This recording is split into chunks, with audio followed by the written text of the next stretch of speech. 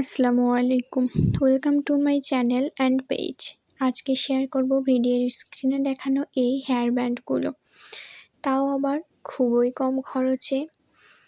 এখানে আমার হেয়ার ব্যান্ডগুলো বানানোর জন্য লাগবে লেইস, আর এগুলো আপনারা 20 টাকা গজে লেইসের দোকানে পেয়ে যাবেন। আর লাগবে নর্মাল হেয়ার ব্যান্ড এরকম, এগুলো সাধারণত 1 টাকা পিস নেয়। আর সুই সুতা তো লাগবেই, আর লাগবে এরকম একটা কাঁচি দিয়ে আমি লেজ থেকে একটা একটা করে ফুলগুলো আলাদা আলাদা করে নিব।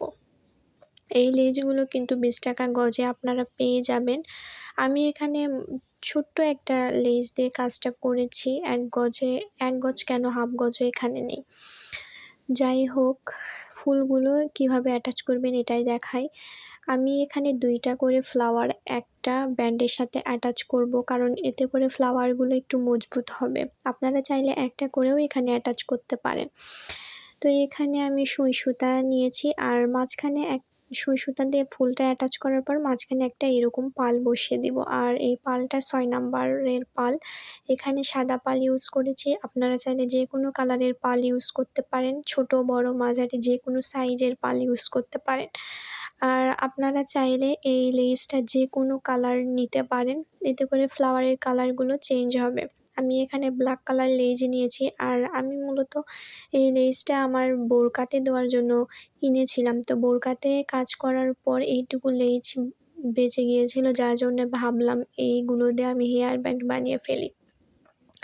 তো আপনাদের হাতের কাছেও যদি এরকম লেস থাকে তাহলে তো কেনার দরকারই নেই, এভাবে বানিয়ে নিতে পারেন। আমি 2ভাবে ফুলগুলো অ্যাটাচ করা দেখিয়ে দিব। একটা অলরেডি দেখিয়ে দিয়েছি, আরেকটা দেখাচ্ছি দেখুন।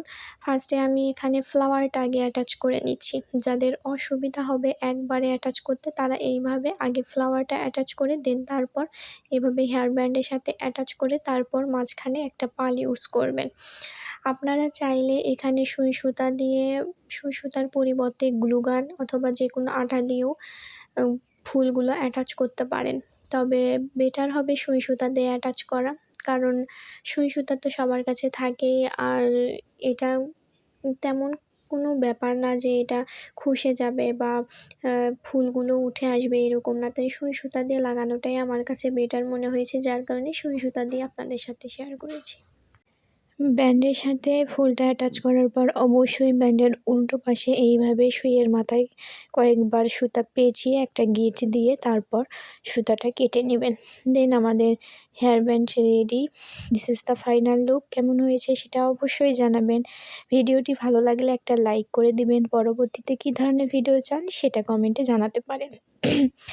এই হেয়ার ব্যান্ডগুলো যদি আপনার বেবির জন্য বানান, অনেক সুন্দর লাগবে। 2 পাশে 2টা ঝুঁটি করে হেয়ার ব্যান্ডগুলো পরালে অনেক সুন্দর লাগবে। ড্রেসের সাথে চাইলে ম্যাচিং করে এভাবে বানিয়ে দিতে পারেন, অথবা আপনারা নিজেদের জন্যও বানিয়ে দিতে পারেন। আজকের ভিডিওটি আর বাড়াবো না, আজকের মতো এই পর্যন্তই। সবাই ভালো থাকবেন, আমার এবং আমার পরিবারের জন্য দোয়া করবেন।